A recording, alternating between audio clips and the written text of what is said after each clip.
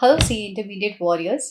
आपके लिए नवंबर 22 के लिए एक टॉप मोस्ट इम्पॉर्टेंट न्यूज़ है। Yes guys, every day top level educators are teaching you live on this particular YouTube channel as well as on the platform पे guys हम लोगों ने आपके लिए लॉन्च किया है plus course as well as iconic course. Every Sunday there is a combat session which are happening. Combat जो कि है जिसमें हम लोगों ने सिस्टमेटिकली पिक एंड चूज किए हैं the highest level of MCQs for you all. ठीक है, तो इस कॉम्बैट सेशन को बिल्कुल भी ना भूले अटेंड करना। एंड सेकेंडली, ये जो प्लस और आइकॉनिक बैचेस है, आपको ऐसा लगता होगा कि मैम अगर कंटेंट फ्री में है यहाँ पे तो बैच प्लान क्यों लेना। क्वेश्चन आया ना। अगर आपका ऐसा थॉट प्रोसेस है कि मैम बैच प्लान क्यों लेना, क्योंकि प्रोफेशनल स्टडीज हैपाजार्ड तरीके से नहीं होती। हाँ, हम लोग इस यूट्यूब चैनल पे भी काफ़ी सारा कंटेंट आपको दे रहे हैं। सो अगर आपको ये एफर्ट्स पसंद आ रहे हो, पहले तो चैनल को सब्सक्राइब, वीडियो को लाइक और बेल आइकन जरूर प्रेस करिएगा। कमेंट करिएगा अगर आपको कोई स्पेसिफिक चैप्टर की ज़रूरत हो। अब आता है बैच प्लान के बारे में। गाइस, बैच प्लान इसके लिए ज़रूरी है क्योंकि सिस्टमैटिक पढ़ना ज़रूरी है। अगर हम लोग सिस्टमैटिक तरीके से नहीं पढ़ेंगे तो ओशन है यार subject.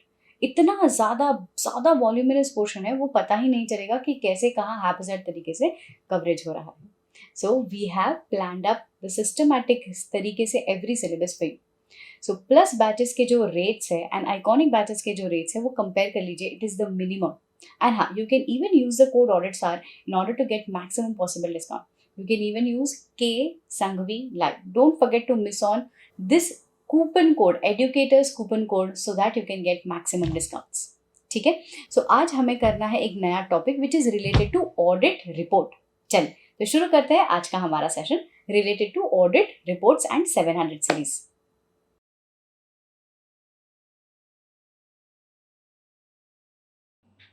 After completing 705, now let us move to 701. So 705 जो हम लोगों ने पढ़ा, that was the first club का completion. That is opinion paragraph में modified and unmodified opinion के बारे में हम लोगों ने देखा। अब जो हम लोग चालू कर रहे हैं, that is the second club and the second club talks about matter. ये क्या matter है समझो। ये matter है दो, जैसे मैंने आपको स्टार्टिंग में समझाया था, key audit matters and emphasis of matter and other matters. तो पहले 706 को हटाते हैं, 701 को ही पढ़ते हैं एंड शुरू करते हैं। ऐसे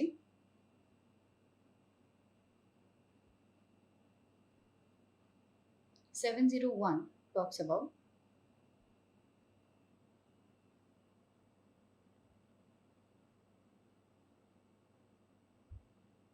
key audit matters। ठीक है, अब की ऑडिट मैटर्स में सबसे पहला कंसेप्ट आता है कि यार ये मैटर्स का मीनिंग क्या होता है। What do we mean by the word key audit matter. तो हम लोग कहते हैं कि these are the matters which are selected, जो मैंने एक्सप्लेनेशन के टाइम पे किया था, which are selected as per the auditor's professional judgement from the communication made to TCWG. So meaning क्या आता है, मीनिंग कहते हैं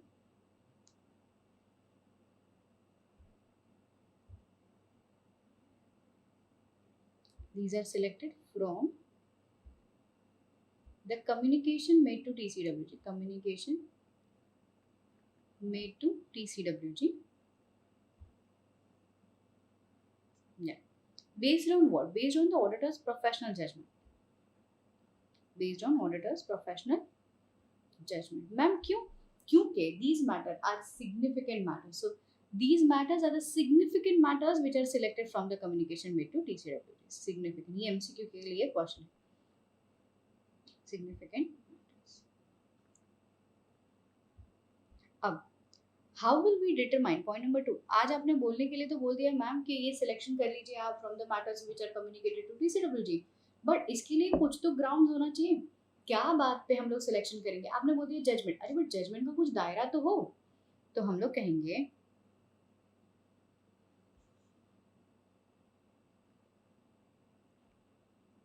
determination of the significant matters. कैसे होगा, 3 पैरामीटर्स के बेसिस पे होगा। ये मैंने एक्सप्लेनेशन के टाइम पे दोनों बात बताई थी आपको, जब भी स्टार्टिंग में हम लोग एक्सप्लेनेशन कर रहे थे।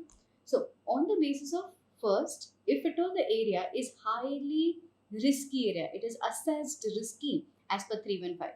जैसे कि अगर हम लोग कोई बैंक ऑडिट करें तो compliances with laws and regulation, अगर हम लोग कोई कैश मतलब कोई ऐसे एंटिटी का ऑडिट कर रहे हैं जिसमें हम लोगों को ट्रेडिंग, मैन्युफैक्चरिंग, ये सारी चीज़ों का अंदाज़ा चाहिए, तो कुछ ऐसे एरियाज होते हैं in the entity which are inherently risky. So अगर वो area is assessed risky, if at all the area is assessed with high risk of material misstatement as per SA 315, तो ये हो जाएगा हमारा पहला एरिया जिसमें हम जजमेंट लगाएंगे एंड जिसके बेसिस पे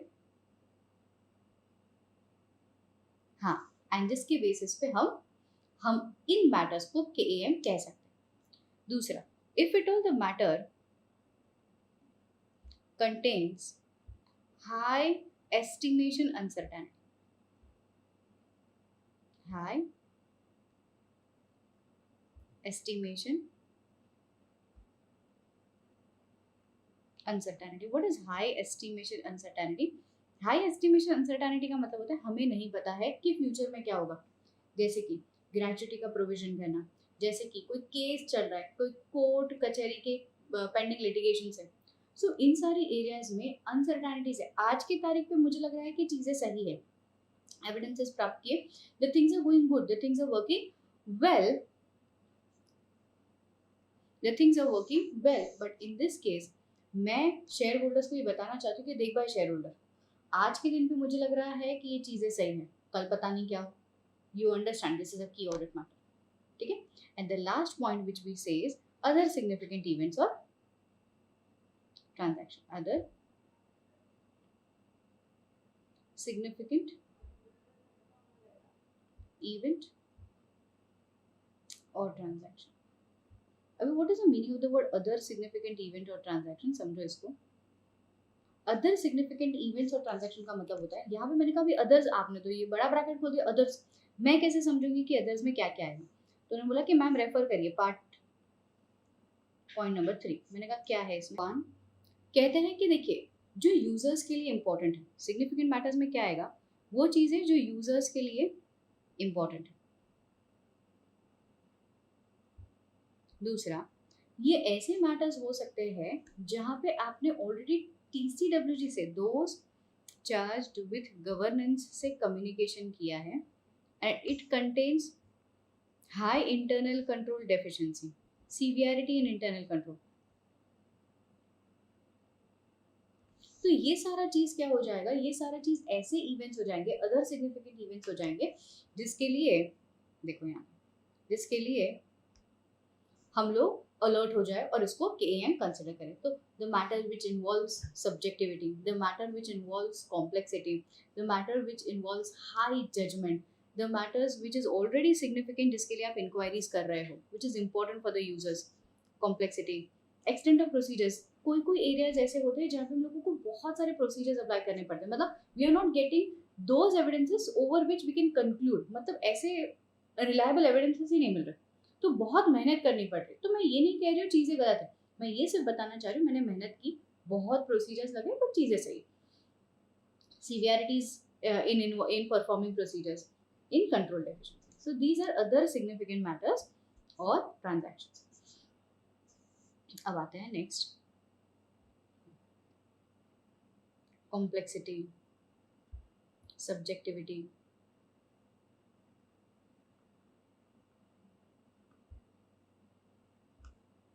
difficulties in applying procedures.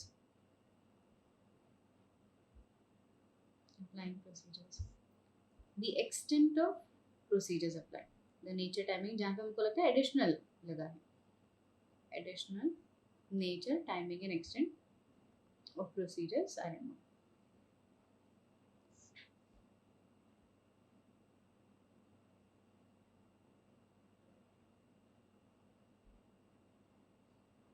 ठीक है. सो इट इज दिस. इस बेसिस पे हमने कहा कि डियर ऑडिटर, आप सिलेक्ट करो कि from the communication which you have already made to TCWG which matters can be regarded as key audit matter. Next one, ma'am चलो ठीक है, आई अंडरस्टूड कि देयर वर सम एरियाज जो मैंने select किया है एज TCWG, तो हम लोग उसको हम लोग इसको इंडिपेंडेंट ऑडिटर्स रिपोर्ट में कैसे शो करेंगे? How will we describe these matters. How will we describe these matters? अब ये matters को describe करने के लिए हम लोग दो चीजें लिखते हैं. सबसे पहला चीज जो हम लोग लिखते हैं वो है why is this matter considered very significant, मतलब reason why, काहे क्यों. एंड दूसरा होता है how these matters are addressed. why का मतलब है, देखिए आज मैंने ये सारा कारण मेरे दिमाग में फिट किया है कि ये कॉम्प्लेक्स है, ये अनसर्टन है, ये एंटी है and stuff. So in this particular manner हम लोग ये कहते हैं कि मुझे पता है because of this it is very important, but मेरे शेयर होल्डर्स को भी तो समझना चाहिए कि why am I trying to consider this as an important matter. So it is why. हम लोग कारण लिखेंगे क्योंकि ये नया प्रोसीजर्स अप्लाई हुआ है, क्योंकि ये नया स्टैंडर्ड इम्प्लीमेंट हुआ है, so on and so fourth. तो ये सारा चीज हम लोग वाई में लिखेंगे. एंड दूसरा चीज हम लोग लिखेंगे हाउ इज दिस एड्रेस्ड. यहाँ पे हम लोग हमारे ऑडिट प्रोसीजर्स को लिखेंगे कि भले ही इतना भयानक था बट मैंने अपने प्रोसीजर्स लगाए हैं. सो क्वेश्चन आता है how the key audit matters are describe. So how the key audit matters are describe that we have applied so and so procedures. Ma'am एक मिनट, अगर हमारे प्रोसीजर्स अप्लाई नहीं हुए, if it all my auditor went to the company ने नया end S apply किया था एंड माई ऑडिटर्स मतलब जो टीम मेंबर्स हैं were not able to apply the procedures in the company. Ind AS इन्होंने अप्लाई किया, वैल्यूएशंस सारा चीजें अलग था, ठीक है. अब मुझे बताओ कि अगर इनके पास प्रोसीजर्स ही नहीं था तो हम लोग यहाँ पे क्या लिखेंगे?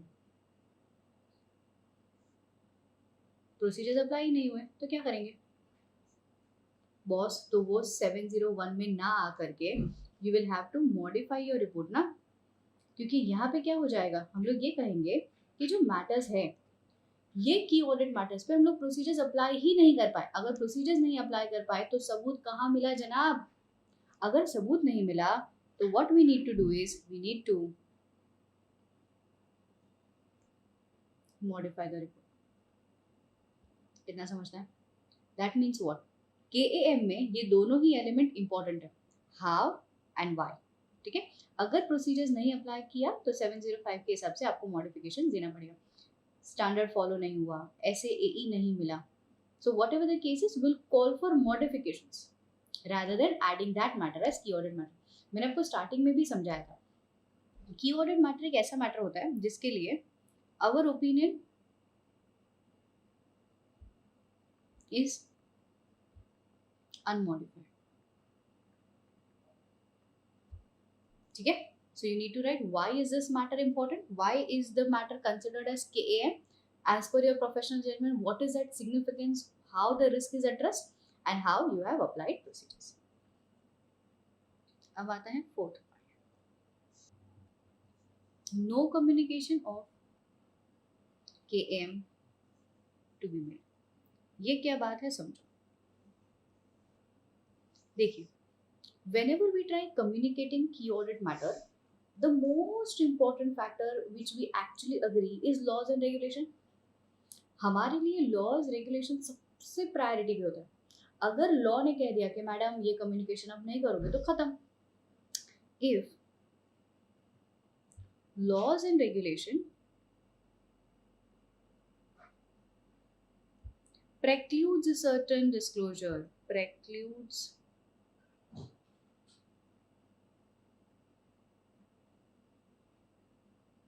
Certain disclosure. प्रेक्लूड्स का मतलब होता है मना करना. अगर लॉज एंड रेगुलेशन कह रहा है कि नहीं मैम ये डिस्क्लोजर अब नहीं ऐड करोगे, नहीं मैम प्राइवेट कंपनी के लिए डिस्क्लोजर देना सही नहीं रहेगा. अगर लॉ मना कर रहा है कि कोई भी इनसाइड इन्फॉर्मेशन, कोई भी ऐसा बोर्ड ऑफ डायरेक्टर डिसीजन या फिर कोई भी ऐसा मैटर आपको पब्लिकली नहीं देना है तो खत्म बात. पप्पा ने मना कर दिया मतलब खत्म. You will not communicate even if you consider the matter as key, still you will not communicate, still it will not be communicated. आपने कंसीडर किया है कि यार ये की ऑडिट मैटर है यार, वो फैक्टर्स के बेसिस पे रिस्क है ना, अनसर्टेनिटीज है ना, सेवरल डेफिशिएंसीज है ना, सीवियरिटीज है ना, अप्लाइंग प्रोसीजर है, ब्ला ब्ला ब्ला. ये भले आपको लग रहा है कि ये की है बट स्टिल अगर पप्पा ने ना बोला तो बस खत्म बात. You will not communicate this matter, will still will not be, sorry मैं गलत लिख रही थी, not be communicated. ठीक है, अब नेक्स्ट दूसरा और एक सर्कमस्टेंस, बहुत ही बढ़िया सर्कमस्टेंस, बट ये सर्कमस्टेंस सुनाने से पहले एक छोटा सा गाना सुनाना चाहती हूँ मैं। वो मैंने प्यार किया देखा है, मैंने प्यार किया मूवी, सलमान खान वाला, भाग्यश्री वाला, उसमें ना अंताक्षरी वाला सीन आता है। रुको मैं आपको बताती हूँ वो वाला सीन क्या है, रुक जाओ। हाँ, तो वो क्या है पता है, मैं थोड़ा सा ओवरव्यू दे देती हूँ आपको। सो इट इज अबाउट मैंने प्यार किया मूवी एंड अंताक्षरी खेलते हैं वहाँ पे, और अंताक्षरी में एक गाना आता है, होठों पे ऐसी बात मैं दबा के चली आई, खुल जाए वही बात को दुहाई है दुहाई। ठीक है, अब पहले तो ये सुनाना पड़ेगा मुझे, तो रुक जाओ।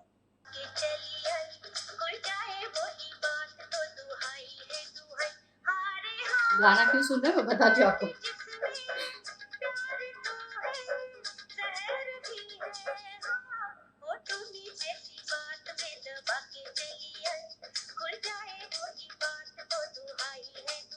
इसमें ये समझना था, या इसमें समझना क्या था, इसमें ये समझना था कि हमारे पास कुछ ऐसे मैटर्स है which is very important.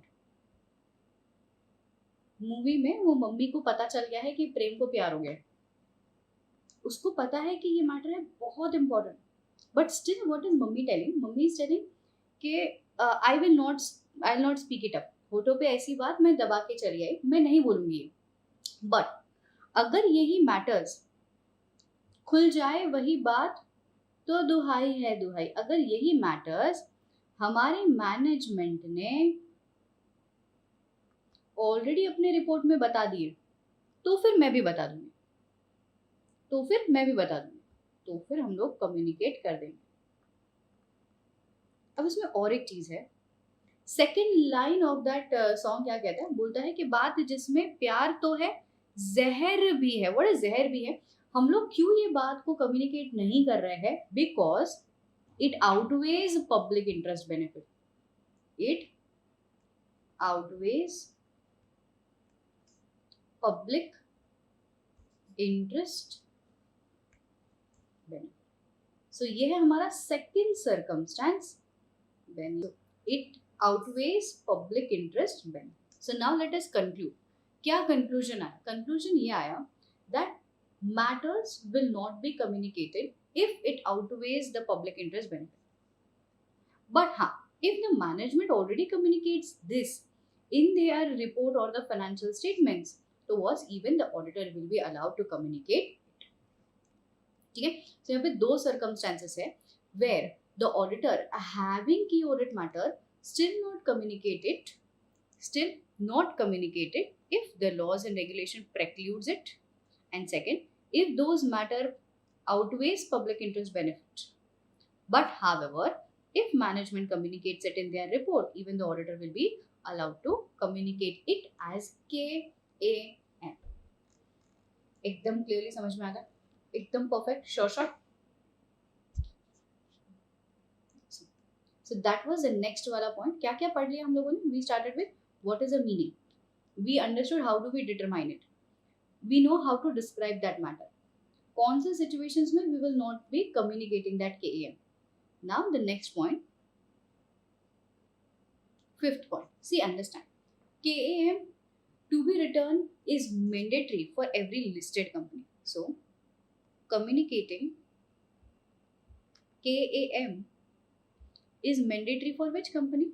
Is mandatory for the listed entities. For the listed entities. For the listed entities. Now यहाँ पे very important thing, देखिए अभी listed entity के लिए उन्होंने कहा कि it is very important to be returned, it is mandatory. But अगर मेरे पास कोई मैटर नहीं हुआ तो my auditor went to the company, उसने जा करके ऑडिट करना शुरू किया, कोई की ऑडिट मैटर मिला ही नहीं, तो हम लोग क्या करेंगे? हम लोग हेडिंग लिखेंगे as KAM, and then internally we will write that other than the basis of opinion paragraph, other than the matters already communicated, we don't consider any matter as KAM. तो पैराग्राफ आएगा but paragraph के अंदर कोई matter नहीं आएगा। Ma'am paragraph क्यों आ रहा है? Because it is mandatory for listed company to have KAM paragraph in opinion in independence auditor's report.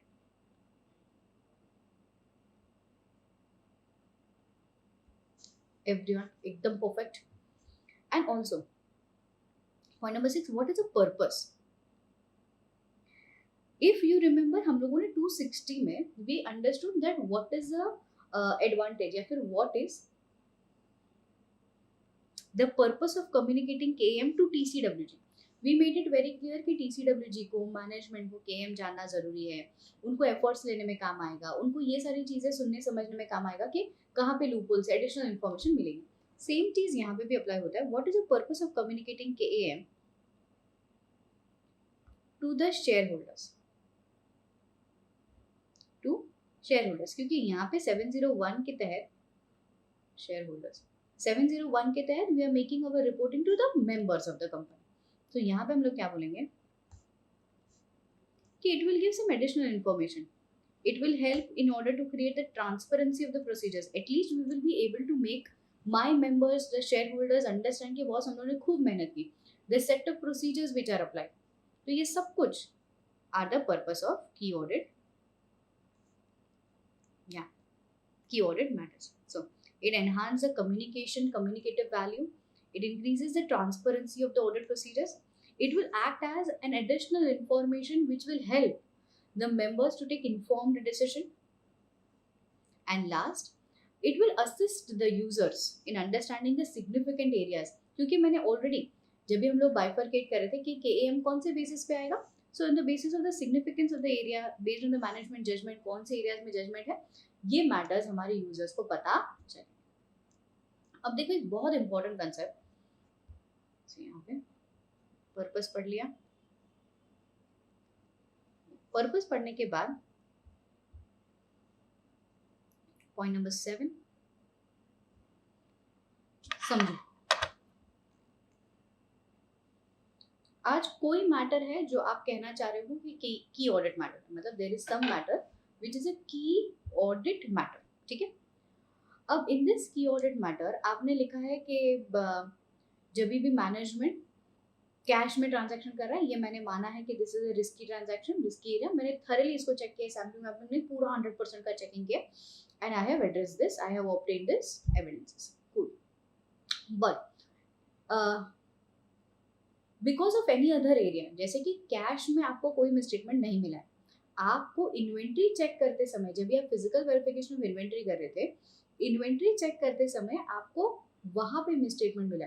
अब क्वेश्चन ये है कि you have considered cash as key audit matter, inventory में मिसस्टेटमेंट है, तो can KAM act as substitute for modifications? Because आपने KAM लिखा है आपकी रिपोर्ट में, अब आप मॉडिफिकेशन नहीं ऐड करेंगे। Will KAM act as substitute for modifications in opinion? Will it act as, very good, will it act as a substitute for going concern? Will it act as substitute for the disclosures of the financial statements? No. KAM अपनी जगह पे, बाकी सब कुछ अपनी जगह पे, KAM का खुद का अपना वर्चस्व है। तो हम लोग कहेंगे KAM is not a substitute for 4 things.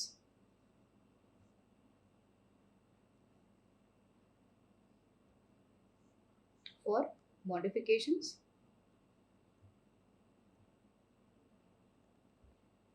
for opinion on going concern, for adding EOM या OM, जैसे हम लोग कहते हैं कि एक सेपरेट मैटर पे एम्फोसिस देना, या फिर for disclosure. It is not a substitute. अगर ओपिनियन पैराग्राफ में या फिर इंडिपेंडेंट ऑडिटर्स रिपोर्ट में KAM है, वो अपनी जगह पे, ऑडिटर ये अज्यूम करता है या फिर ऑडिटर को ऐसा लगता है कि मुझे मॉडिफिकेशन करना है, गोइंग कंसर्न पे कमेंट करना है, बिंदास करो। बट हाँ, सेम मैटर को कैश को ही हम कैश को ही हम मॉडिफाइड नहीं दे सकते। क्यों? क्योंकि कैश अगर एड्रेस नहीं होता तो हम लोग उसको KAM नहीं मेंशन कर सकते। Same matter can not be regarded as both, ठीक है।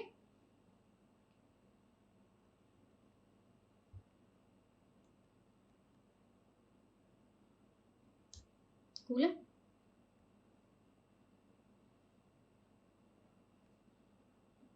Disclosures. There you complete this standard. चलो किताब में चल देते हैं.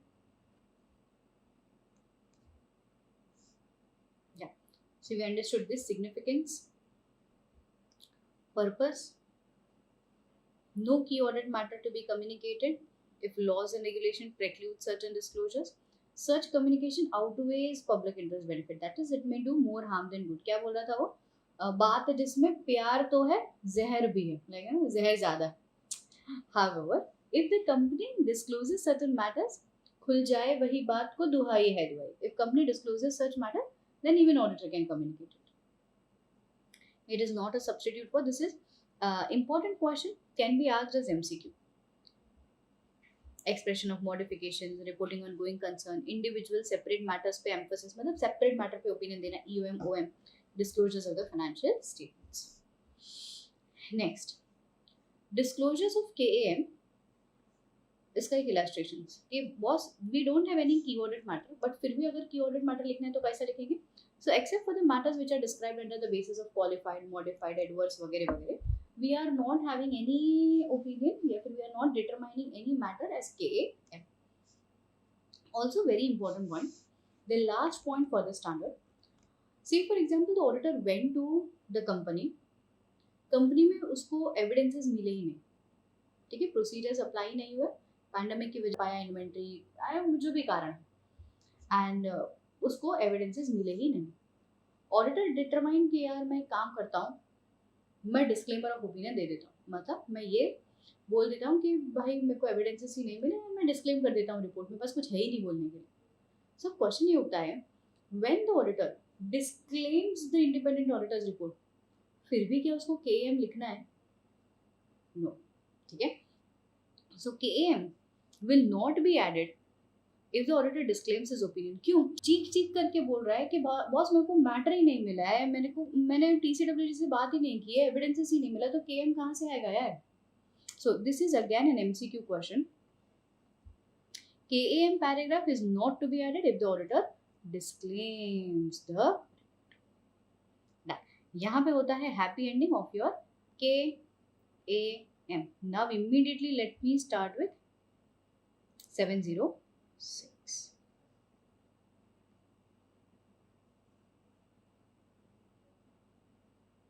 Emphasis on matter and other matter. ये वाला स्टार्टर बहुत ही इजी जाने वाला है क्योंकि एक्सप्रेशन में बहुत सारी चीजें हमारी कवर हो चुकी थी. The objective of this matter is to draw attention. हम लोग क्या चाहते हैं? हम लोग आपका ध्यान एकत्रित करना चाहते हैं. हम लोग ये कहना चाह रहे हैं, may I have your attention please? Remember that? May I have your attention. अब ये attention किस चीज के लिए था? Attention दो matters के लिए था. The matters which are fundamental to the user's understanding, the matters which are relevant for user's understanding.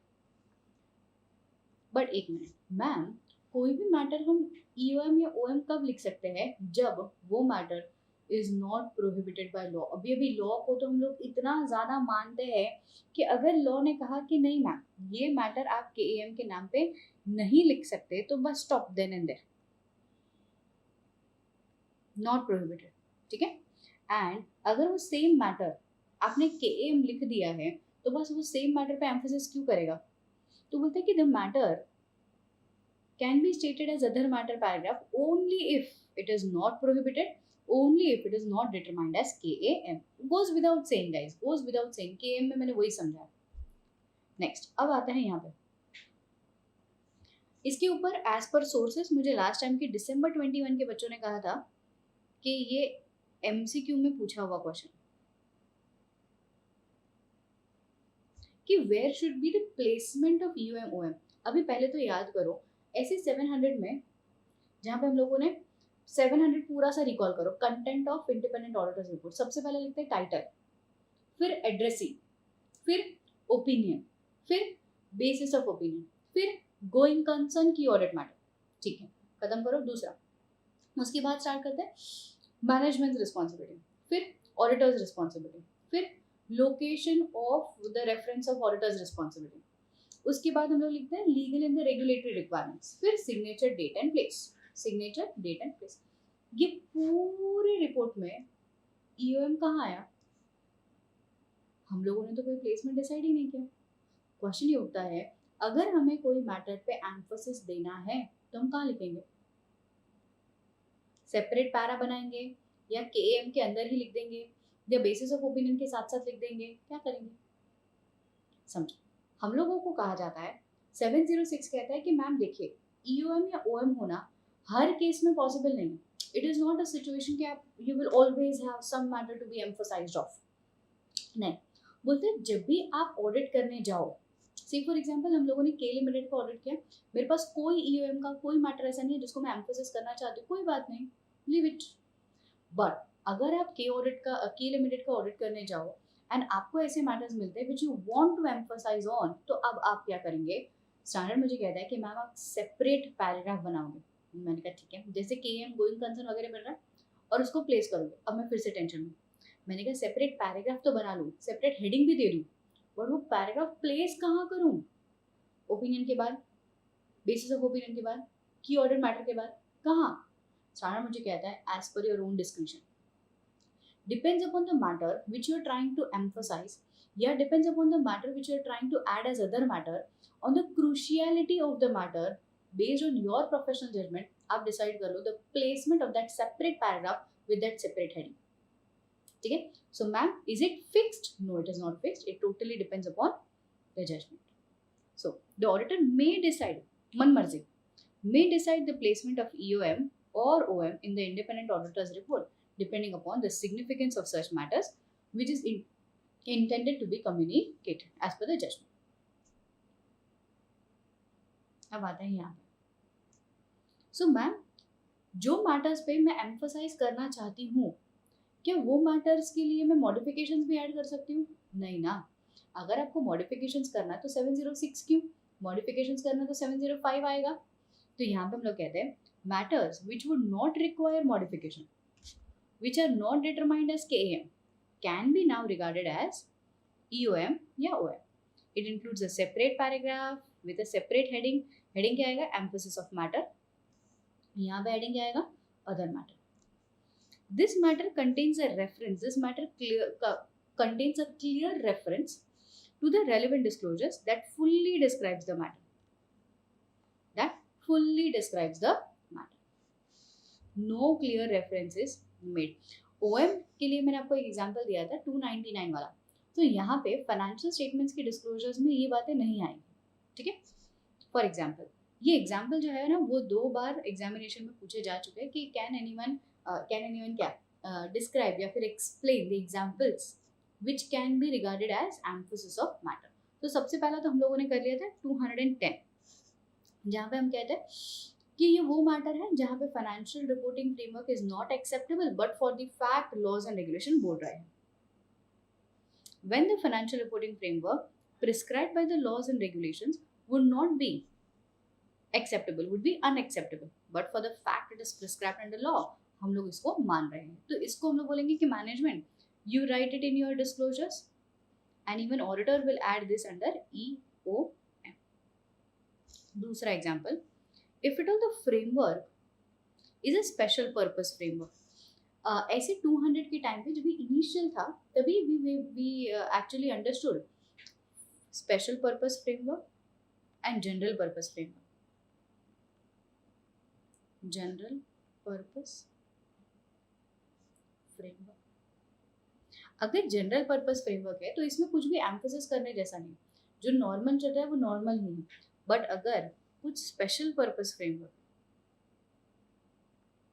तो हम लोग बोलते हैं इसे हाईलाइट करो, इसे हाईलाइट करो। एंड ये मैनेजमेंट जब भी डिस्क्लोजर्स में लिखेगा, हम भी इसे एम्फोसिस ऑफ मैटर में हाईलाइट करेंगे कि we draw your attention to note number 1 where the company states the purpose of the financial statements is a special purpose financial statements intended for the specific set of users। सिर्फ banks के लिए, financial institution के लिए, तो कोई specific set of users के लिए हम लोगों ने ये बनाया, तो उसको एम्फोसाइज करेंगे। If at all any events which becomes known to the auditor after the date of audit report या फिर after the date of balance sheet, इसको हम लोग कहते हैं सब्सीक्वेंट इवेंट्स। ये सब्सीक्वेंट इवेंट्स मेरा पढ़ा करके हुआ नहीं है। After 700 series we'll go to the next series, तभी ये 560 में समझेगा आपको। तो जो भी matter totally depends upon events occurring after the balance sheet date. Frankly speaking ये वो मैटर्स है जहाँ पे हम कहते हैं कि after the balance sheet date या फिर after the independent auditor's report, अगर आपको कोई सिग्निफिकेंट मैटर्स ऐसे मिल रहे हैं, उसको भी हम लोग एम्फोसाइज करते हैं। कैसे करते हैं वो मैं आपको 560 में जाकर के पढ़ाऊंगी। यहाँ पे दो चीजें आती हैं, after the date of audit report या फिर after the date of balance sheet. Ma'am कैसे होता है वो मैं 560 में पढ़ाऊंगी आपको, ठीक है। तो 560 में ये है पॉइंट नंबर ए, और एक आएगा 560 वाला, ये देखो यहाँ पे सिग्निफिकेंट सब्सिक्वेंट इवेंट, ये है पॉइंट नंबर बी। अभी दो चीजें आती है। नेक्स्ट आता है any uncertainties which is depending upon the future outcome. इसका मतलब क्या है समझो।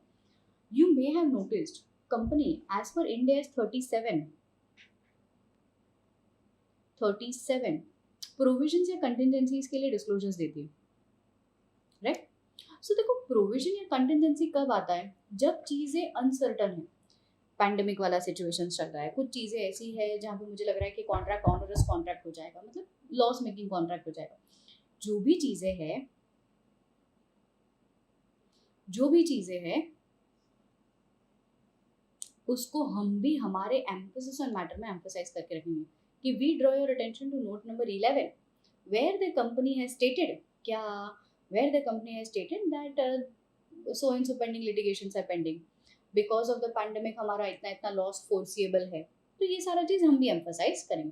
कंपनी ने डिस्क्लोज किया है उसको, हम चाहते हैं कि जरा ध्यान दो, गलत नहीं है, things are not incorrect, things are not misleading, but जरा ध्यान दो, ठीक है। So it is जरा ध्यान दो, गलत नहीं है, जरा ध्यान दो। Early application of accounting standard या फिर न्यू इंड AS के लिए ना एक रोड मैप आया था। जब भी इंड AS एप्लीकेबिलिटी में आया तो उसका एक रोड मैप आया था। What was road map?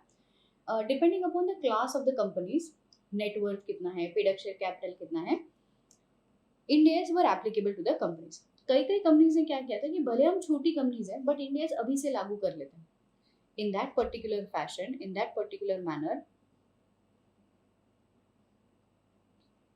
हम लोगों को ये बताना पड़ता है कि यूं तो हम पे AS एप्लीकेबल है, बट हमने जानबूझ करके इंड AS एप्लीकेबल करवाया है।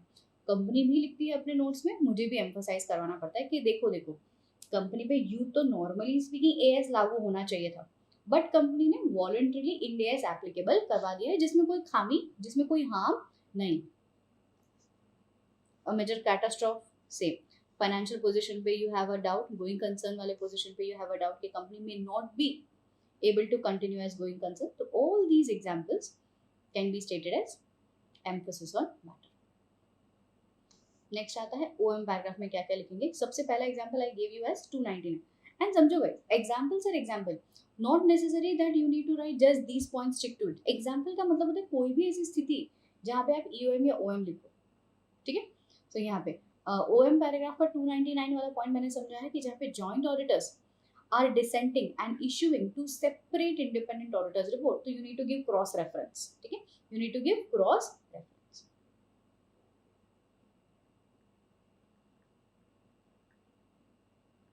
cross reference the reasons why the auditor is unable to resign, ये वाला भी पॉइंट मैंने आपको बताया था जब भी मैं आपको 240 पढ़ा रही थी। मैंने कहा कि if at all there are difficulties in applying procedures, difficulties in concluding the auditor's report, तो auditor may vacate the office if legally permitted. Remember that. अब देखो कोई लीगल कारणवश the auditor is unable to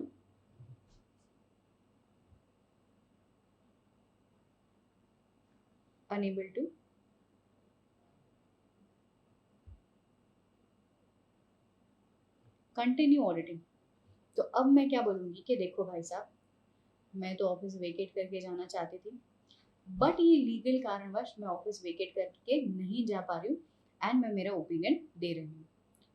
तो पहले तो इतना logically समझो, आप ऑफिस वेकेट करना चाहते थे, क्या कंपनी इसको नोट्स टू अकाउंट्स में लिखेगी? Why will company state this कि हमने ऐसा किया, रेस्ट्रिक्शंस ऑन स्कोप किया, ऑडिटर को फ्रॉड मिल रहा है वगैरह वगैरह? कंपनी नहीं लिखेगी अपने नोट्स टू अकाउंट्स में। So these are the points which you write as OM paragraph। Next, laws and regulations which are generally acceptable in the jurisdiction may require, देखो लॉज, अभी यहाँ पे तो लीगल लॉ ही कह रहा है कि कुछ ऐसे मैटर आप लिखो अंडर अदर मैटर, यहाँ पे मुझे इलेबोरेशंस चाहिए।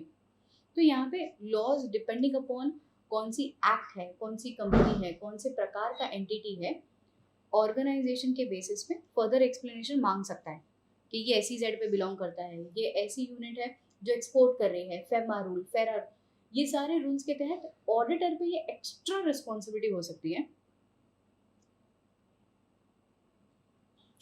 एक्स्ट्रा रिस्पॉन्सिबिलिटी हो सकती है to provide the further explanation of some specific matters. ठीक है, तो ऐसे मैटर्स को हम लोग कहाँ लिखेंगे, अदर मैटर्स में लिखेंगे। जो ऑडिटर यहाँ पे एडिशनल प्रोसीजर्स परफॉर्मेंस करना पड़ा, एडिशनल मैटर्स पे रिपोर्टिंग करना पड़ा, and other set of financial statements has been prepared by the same entity. Very important point, यहाँ पे देखो एक कंसेप्ट समझाती हूँ फिर यहाँ पे आएंगे, समझो। ये है हमारी कंपनी, ये है हमारा ऑडिटर। ठीक है, ये दो जन है, कंपनी है, auditor.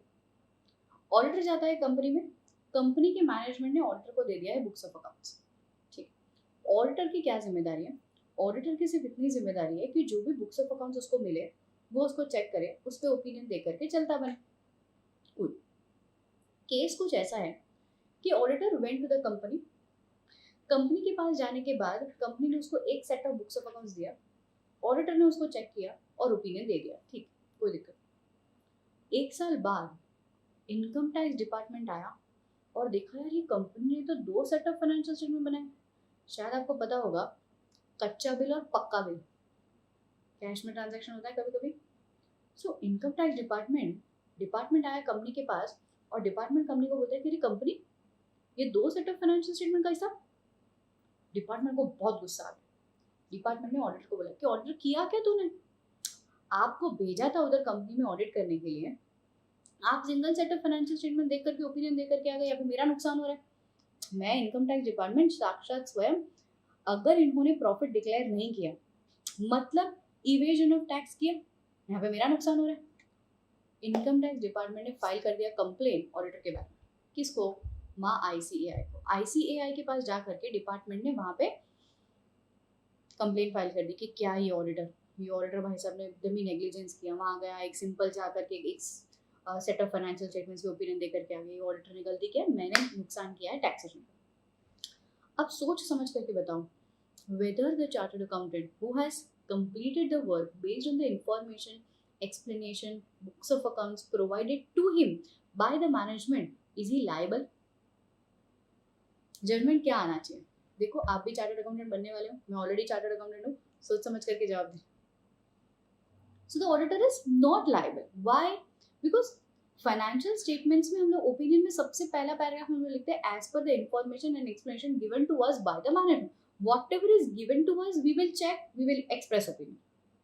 If at all they have hidden something, they are not providing me that information, I may out of suspicion may not declare that. Out of suspicion ये सारा चीज मैं नहीं करते बैठूंगी। ठीक है, सो कंक्लूजन तो यही आया कि auditor will not be held liable.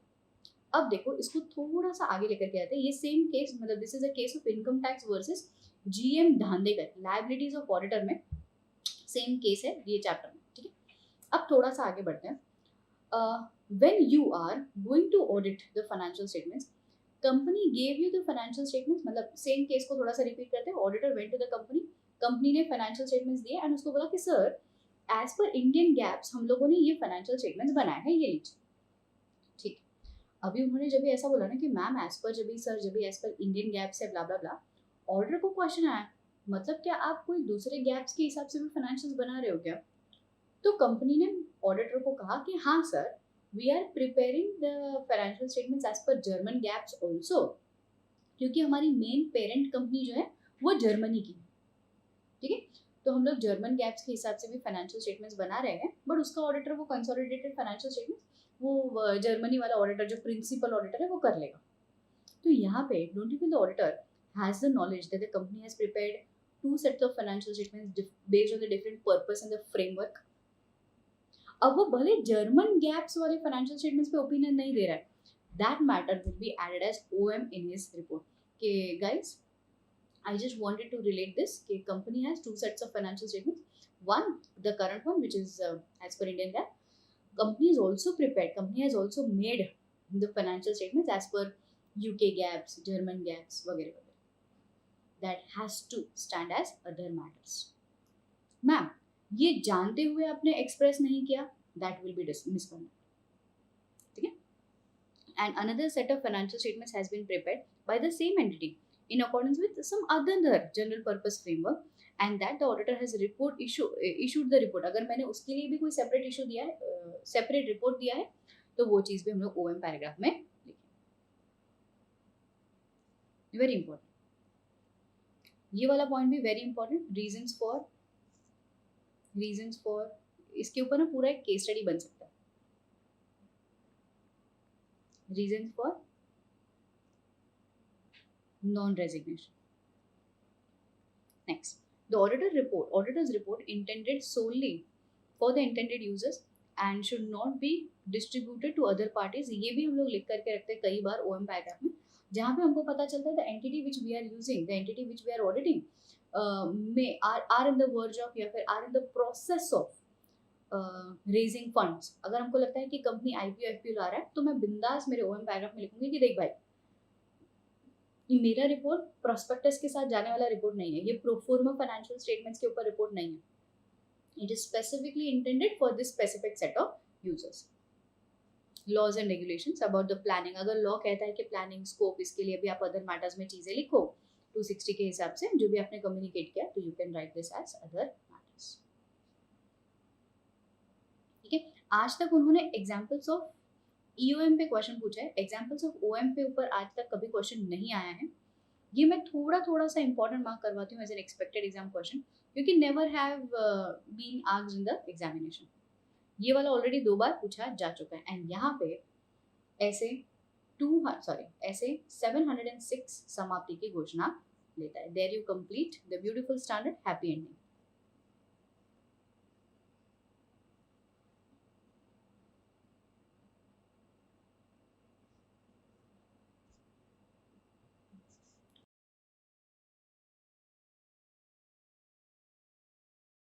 Going to 701. Total Limited has a definite plan of its business being closed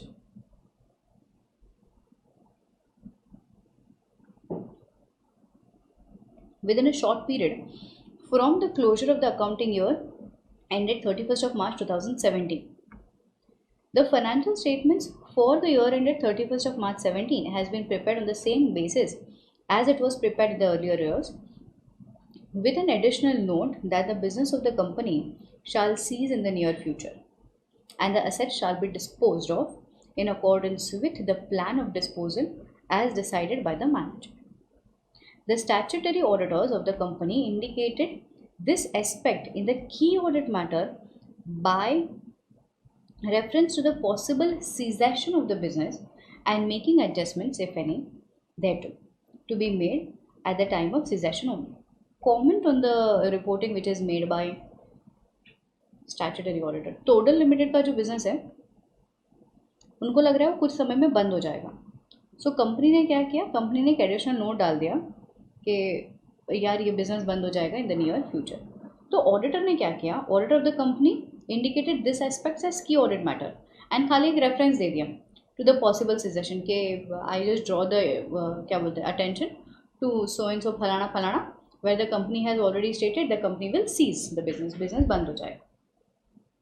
तो क्या ये रिपोर्टिंग जो इन्होंने किया है वो सही है? नहीं है.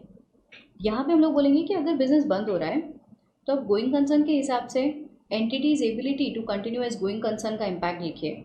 अगर आपको लग रहा है there is a significant doubt on entity's ability to continue as going concern, तो 1 मिनट रुको, you can not write this directly.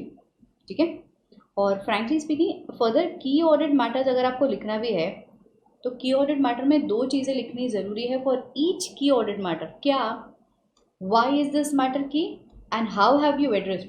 Only reference to key audit matter which is stated in the financial statement is totally not accepted. ठीक है. When the matter is relating to the going concern यहाँ पे emphasise करना ज़रूरी है, ठीक है, की ऑडिट मैटर नहीं आएगा. So in the given case the management's intention, उन्होंने तो लिखा है, तो आप गोइंग कंसर्न पैराग्राफ में, मतलब की ऑडिट मैटर तो है, बट आप गोइंग कंसर्न पैराग्राफ में इसे लिख दीजिए. Therefore the auditor is required to communicate this key audit matter as per SA 570. Simply reference to the possible suggestion or making adjustments is not sufficient. Cool. मतलब ये matter key audit matter है, it is a important matter which you have found during the course of your audit, but it is not just enough to state the reference के देख लो, आप वहाँ जा करके पढ़ लो कंपनी ने ऐसा ऐसा किया. Next, question number 107. Key audit matters and the circumstances in which the matter determined to be key audit matter is not communicated in the auditor's report. बताओ, बोलता है why have you addressed any matter as, how have you determined the matter as key audit matter is not required to be stated. सही बोल रहा है, गलत बोल रहा है? गलत बोल रहा है बॉस. हम लोग हमेशा बोलेंगे कि key audit matter is that significant matter as per auditor's professional judgement. And हम लोग यहाँ पे दो चीज़ें लिखते हैं. For each key audit matter we write why is this matter determined as key and how have you addressed. In the following circumstances you are not required to report key audit matter if at all it is precluded by laws and regulation, or if at all it harms the public interest benefit, doing more harm than good, adverse consequences. Cool. 108. The auditor shall determine the matter communicated with TCWJ that are most significant. Okay. In making these determination, the auditor shall take into account some key factors. बताओ, how will you determine key audit matters? What are the matters based on which you will determine the matter as key audit matter? तीन चीज थी. High assessed risk of material misstatement as per 315, high estimation uncertainty, any significant events or transactions. So these are the basis जिसके basis पे आप determine करेंगे, right? Higher risk of material misstatement as per the judgment, any item which includes high estimation uncertainties, any significant events or transactions. Next, what is the purpose of communicating key audit matter? Frankly speaking, this I have purposely added in 701 because the answer is communicating KAM to members. तो मैंने यहाँ पे लिख दिया. You also have to understand, जब भी आप की ऑडिट मैटर का कम्युनिकेशन देखोगे, ये चीज़ चेक करना है कि कम्युनिकेशन इज़ टू मेंबर्स और TCWG. हो सकता है दिस इज़ टू TCWG, तो आपको इसका इम्पोर्टेंस मार्क करना है एज पर 260, क्योंकि 260 में भी सेम आंसर था, communicating, what is the importance of communicating key audit matter to TCWG, right? So the purpose is to enhance the communicative value, transparency, additional information. जहाँ पे estimations हैं, उनको जजमेंट बताने के लिए, कोई ऐसा significant matter which the management has addressed, वो सारा चीज़ बताने. So this is the importance. Question number 110.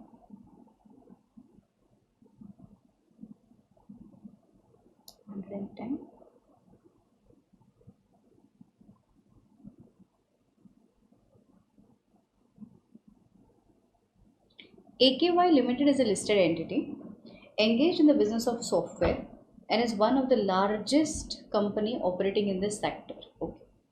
The company's annual turnover is 40,000 crores with a profit of 5,000 crores. Due to the nature of the business and the size of the company, the operations of the company are spread out in India as well as outside India. The company's contract with its various customers are quite complicated and different. During the course of audit, the audit team spends significant time on audit of revenue, be it planning, execution, conclusion, etc. The matter was discussed with the management. Okay, मतलब auditor ने कुछ important बहुत ज़्यादा समय दे दिया है इन evaluating the revenues, and ये matter उसने मैनेजमेंट ईसीडब्ल्यूजी के साथ भी बात किया था at various stages of audit. The efforts towards the audit of revenue also involved significant involvement of senior management of the audit team, including the audit partner. After completing the audit for the year ended 31st of March 2019, the audit partner was discussing the significant matter with the management, wherein they also communicated to the management that they plan to include this revenue recognition as a key audit matter in the auditor's report. The management did not agree to recognize the revenue recognition as key audit matter in his report. Frankly speaking, in the Infosys previous year, जहाँ पे आपका ना construction costing was नया added to your syllabus, 115 came to the market for the very first time. Infosys, Reliance, हर किसी के auditor ने revenue recognition को as key audit matter add किया था. ठीक है. सो दिस क्वेश्चन May 19 तभी का ही MTP का क्वेश्चन है, अब तक एग्जाम में पूछा नहीं, शायद प्रैक्टिकलिटी के बेसिस पे पूछा जा सकता है. ठीक है. तो यहाँ पे वो लोग बोलते हैं कि यार मैनेजमेंट ना बोल रहा है, मैनेजमेंट बोल रहा है no no no no, this is not qualifying to act as key audit matter. What is your opinion, comment. हम लोग बोलेंगे absolutely this is a key audit matter. Why? You remember determination had 3 areas, high risk, estimation and other significant events. Other significant events को हम लोगों ने नीचे फिर से एक्सप्लेन किया था, जहाँ पे हम लोगों ने बोला था severity in applying procedures, difficulties in applying procedures. याद है? So that also is qualifying the matter to stated as to be stated as key audit matter. यही चीज़ हमको लिख करके आनी है. तो here in the given case contention of the management is not correct as per 701. Determination करेंगे. या areas, judgements, other significant event, and in the given case already the company is quite large, it is complex, subjectivity involved है, तो हम लोग बोलेंगे was this qualifies. तो management जो बोल रहा है वो गलत है, एंड बिंदास auditor you can state this matter as key audit. So very beautifully crafted question. आगे इतना प्रवचन दिया है कि स्टूडेंट कंफ्यूज हो जाए, but we don't have to lose our consistency. ठीक है. 111. Mr. Hemant Ramse was appointed as engagement partner for conducting the audit of Kshatra Lab. Oh my God, KP ऐसा समझ लो, KP Lab for the year 2021 on behalf of Ramse and Associates. Mr. Vishal Tyagi was appointed as engagement and quality control reviewer by the firm for the said audit. Very good. EQCR आने से शायद थोड़ा थोड़ा धुंधला धुंधला सा ऐसे 220 background में चलना चाहिए. During the financial year 2021, there was an implementation of ERP system in the phased manner. Phased manner का मतलब होता है धीरे धीरे करके implement कर रहे थे एक modules in K-Lab Limited, due to which some of its business processes got automated. As a result of the implementation of such system, there was a significant effect on the auditors overall strategy. बोलता है कि इन लोगों ने क्योंकि ये automation कर दिया, उससे ना हमारे प्रोसीजर्स में बहुत ज़्यादा इम्पैक्ट आ गया. Mister Hemant discussed the implementation of search system with mister Vishal and also told that matter was a key audit matter required to be reported. Mr. Vishal considered the significance of the matter, but however he was of the opinion that such matter did not appear to link the matter disclose in the financial statement. बोलते हैं कि ये matter उन्होंने financial statement में नहीं लिखा है, तो मुझे की ऑडिट मैटर में नहीं लिखने का है, ऐसा मिस्टर विशाल बोल रहा है. So there is no need to disclose. Whether the contention of mister Vishal is proper, या फिर वेदर दिस करंट मैटर के implementation of new accounting policies effect on the overall audit strategy, will that qualify to act as a key audit matter, yes और no. सबसे पहले determination लिखेंगे, फिर हम लोग बोलेंगे absolutely this is key audit matter. हम लोगों ने सबसे जहाँ पे ये वाला चीज़ एक बार हम लोगों ने जहाँ पे की ऑडिट मैटर के बारे में बात की, तो की ऑडिट मैटर में हम लोगों ने क्या बोला कि any matter which is related to accounts, which is related to, point number C में क्या पढ़ा, सिग्निफिकेंट कम्युनिकेशन हुआ है TCWG के साथ, which is important for the users, severity in applying policies, any complexity और सब्जेक्टिविटी. तो ये सारा चीज़ qualifies as key audit matter. इसका रेफरेंस फाइनेंशियल स्टेटमेंट्स में हो ना हो हमको फर्क नहीं पड़ता। रेफरेंस वाली बात हम लोगों ने कहाँ की थी, 706 में की थी, एम्फोसिस में की थी, बराबर। सो अगर हमने ये एम्फोसिस में बातें की है, 701 में एम्फोसिस नहीं भी हुआ, क्या बोलते हैं, डायरेक्ट क्रॉस रेफरेंसेस नहीं भी हो, फिर भी कोई फर्क नहीं पड़ता। बोलता है कि ये matter qualifies as KAM and references देने की कोई जरूरत नहीं है। Contention of mister Vishal is not correct.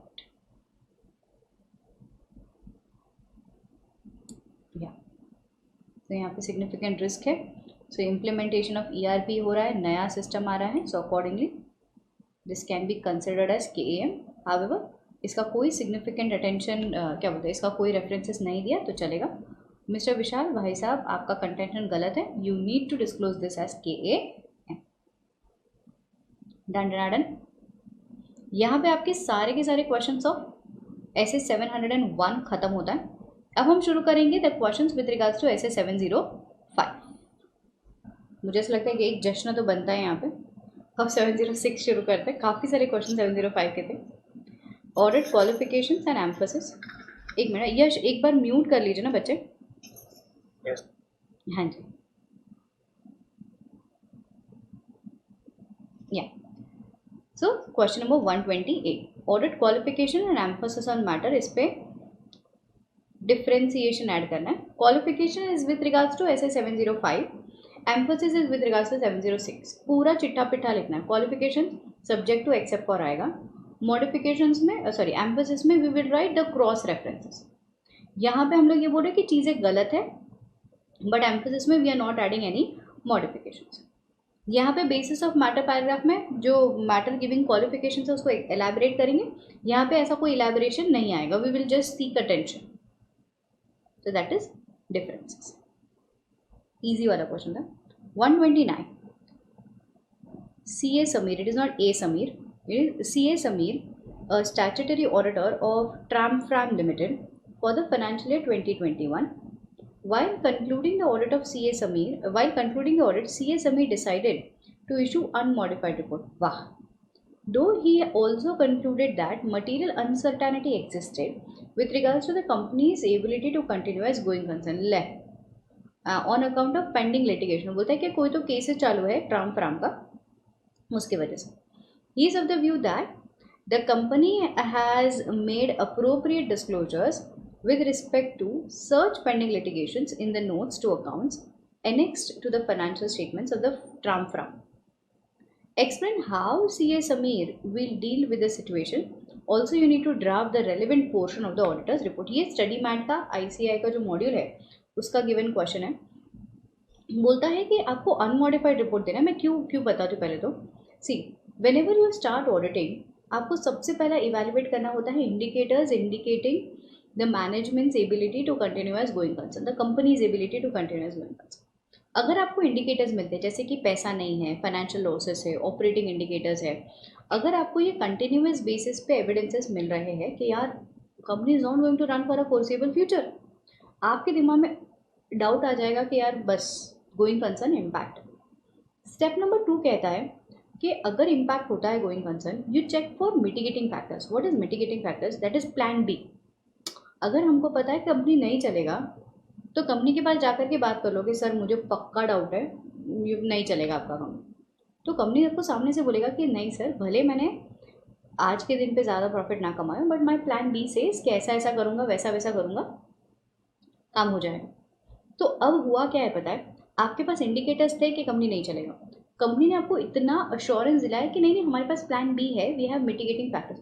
अब इस चीज़ की वजह से आपको दिल को तो तसल्ली है कि ठीक है कंपनी चल तो जाएगी, but now you want to emphasise over this matter. तो यहाँ पे आप अनमॉडिफाइड रिपोर्ट तो दोगे बट एम्फसिस ऐड करो। ठीक है, क्यों मैम? क्योंकि कंपनी ने अपने नोट्स में लिखा होगा कि उनके क्या नए प्लान्स हैं। As I told you, other information में हम लोग लिखते हैं एक्सपेंशन प्लान्स वगैरह, नोट्स टू अकाउंट में भी ये सारी चीज़ें हम लोग एडिशनली लिख सकते हैं। ठीक है, तो हम लोग यहाँ पे क्या करेंगे, अगर मटेरियल अनसर्टेनिटी है तो हम लोग EOM पैराग्राफ में इसको ऐड करेंगे, बोलेंगे we draw your attention to note number so भी फलाना फलाना in the financial statements which indicates the outcome of the litigations। ठीक है, as stated in note number 11, this is an event बाप रे जो मुझे लग रहा है which can cast a significant doubt on entity's ability to continue as a going concern। ठीक है, तो this is emphasis on matter। Ma'am ये कैसे आया? I have to teach you 570, अब तक हुआ नहीं है अपना। जैसे ही अपना 570 पढ़ करके हो जाएगा ना, you will have no questions with this regards. ठीक है, so this is a question on the going concern. यहाँ पे एक और चीज़ शायद आपके दिमाग में आ सकती है, ma'am why can't we write this under the going concern para? Hold this, ये जो मन की फीलिंग है ना, उसको प्लीज़ होल्ड करिएगा। Don't take this as a doubt. हम 570 पढ़ेंगे ना, and I will clarify this once again. ठीक है, तो अभी के लिए ये क्वेश्चन है, स्टडी मैट का क्वेश्चन है, ऐसा लिखना। 130, in respect of the audit of BDS Limited, the statutory auditor of the company noticed some matters. ठीक है, the statutory auditor wants to draw attention towards certain matters, okay, through his opinion. Though his opinion is not modified in this regards, draft a relevant para. The company has a plan to resume its construction activity with respect to one of its thermal power project. The activity of such power plant was suspended in the year for the year financial 2018-19. The thermal power project comprises of the plants and the equipments amounting to 5.95 crores, working capital 147.5 crores. तो ये resume करने वाला है company. The financial statements of the 5 branches are included in the standalone financial statements of BDS Limited. For the financial statements reflect total assets of rupees 90 crore as at 31st of March 21, and the total revenue from the operation of rupees 40 crore for the year ended on that date. The financial statements of these branches have been audited by the branch auditor. मतलब क्या है कि ये अलग अलग branches है of the standard, जिसका total asset ऐसा है, टोटल रेवेन्यू ऐसा है, एंड ये सारे branches were audited by branch auditors. अब इसमें मैं क्या करूँ, एम्फोसिस ऐड करोगे। फ्रैंकली स्पीकिंग, अगर यू बीइंग प्रिंसिपल ऑडिटर आपने सारे ब्रांचेस का ऑडिट नहीं किया है, कंपनी ने भी अपने नोट्स टू अकाउंट में लिख करके रखा होगा कि वी हैव अपॉइंटेड फलाना फलाना ऑडिटर फॉर फलाना फलाना branch, you need to refer that कि may I like no draw your attention to note number 7 या फिर note number so and so, इन लोगों ने क्या लिखा, नोट नंबर 27। तो जहाँ पे कंपनी है स्टेटेड कि हम लोग रेज्यूम करने वाले हैं, एंड यहाँ पे देखो एम्फोसिस ऑन मैटर में क्या आएगा कि कंपनी ने ये चीज़ लिखी है।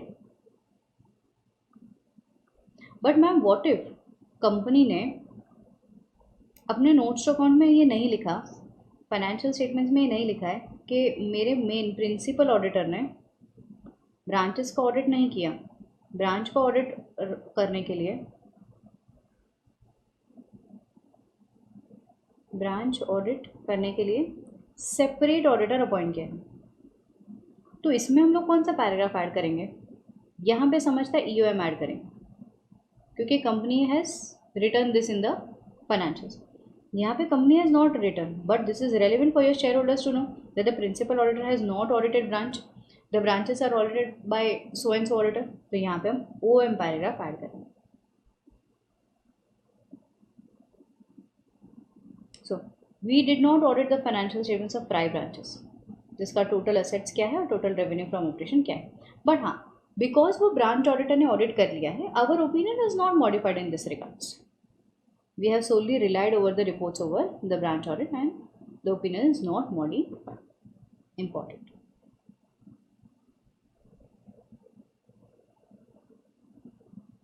Next, write a short note on emphasis on matter. सब कुछ लिख देंगे। Emphasis on matter is to draw attention, fundamental, cross references and examples. ठीक है, and हाँ, the report, the matter, our report on this matter is not modified.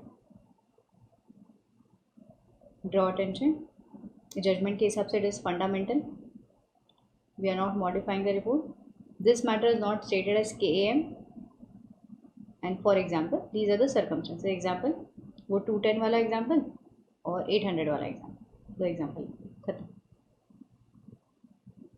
यहाँ पे चाहो तो ये भी लिख सकते हो, it is also written in the separate paragraph in a separate heading, that is also a relevant point which has a cross references to the total disclaimer, to the total disclosures stated in the financial statements.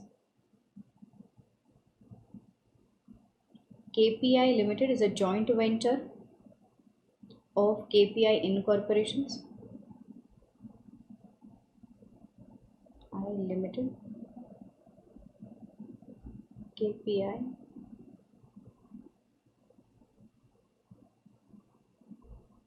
Incorporations, which is a US based company, okay, and OQP, and दूसरा और एक company कौन सा है, OQP, इन दोनों का मिला करके जॉइंट वेंचर है, ठीक, a company based in Japan, okay.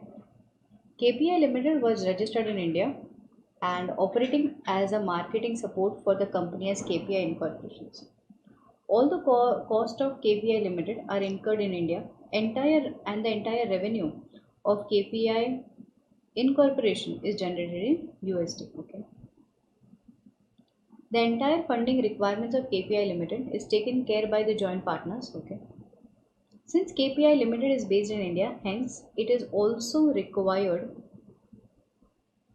to get its financial statements audited. Okay. हाँ ठीक है ना. तो ये वो लोग बोलते हैं कि ये जो कंपनी है इंडिया में है एंड इंडिया में सारा का सारा रेवेन्यू जनरेट करती है, तो ऑडिट की भी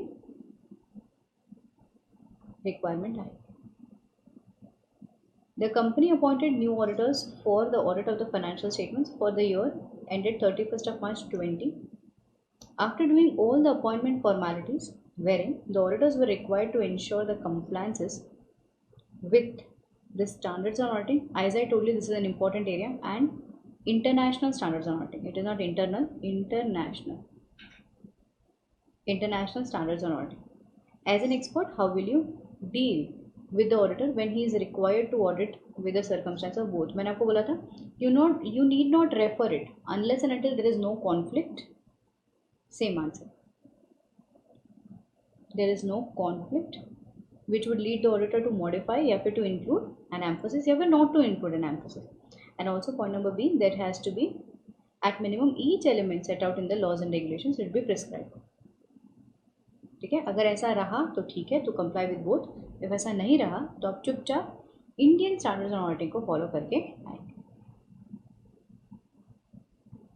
133 it is same as above, यहाँ पे मार्केट ब्रैकेट में लिख सकते हैं same. Next question number 133.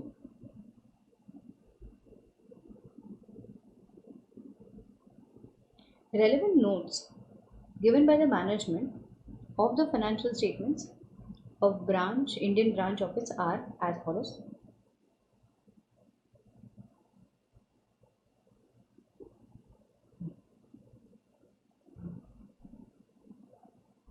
Income Tax Authority has raised demand aggregating to rupees 100 and rupees 40 crore respectively for the assessment year 2013-14. Based on the report of the auditors, consequently to conduct the special audit as directed under section 142(2)(a) of income tax. In addition, have also initiated the penalty proceedings. मतलब सब कुछ गहान हो रखा है. हमारे हिसाब से income tax is not that relevant. हमारे हिसाब से अगर ऐसा कुछ हुआ है तो हम लोग क्या करेंगे? देखो केसेस चल रहा है, 250 will come into picture. Legal pending cases है तो कंटिजेंसी भी देख सकते हैं कि यार गोइंग कंसर्न इम्पैक्ट हो रहा है कि.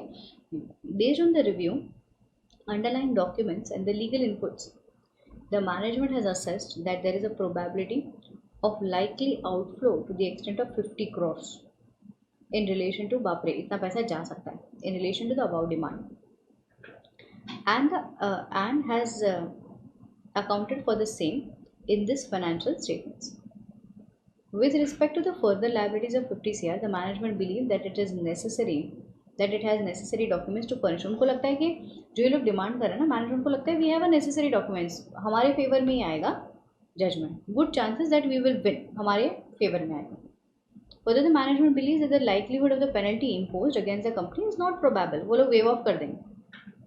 And accordingly, no adjustments are required to be made in the financial statements. बोलता है कि सब कुछ हमारे हिसाब से होगा, चिंता करने की ज़रूरत नहीं है. अरे अरे अरे अरे अरे